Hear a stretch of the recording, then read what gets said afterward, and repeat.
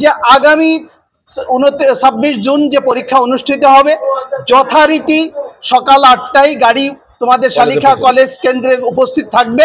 তোমরা সেখানে পরীক্ষায় অংশগ্রহণ করবে, কোনো অসুবিধার কিছু নেই এবং পৌঁছে দেওয়ার ব্যবস্থা করা হবে।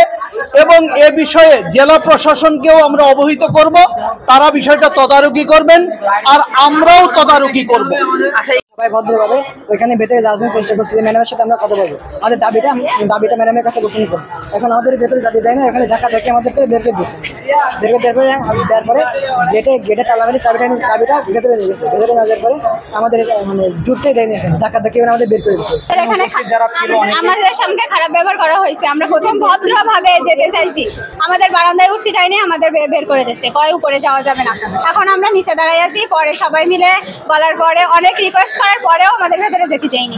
পরে ধাক্কাধাক্কি করার পরে তারপরে উপরে ম্যাডামের কাছে খবর গেছে।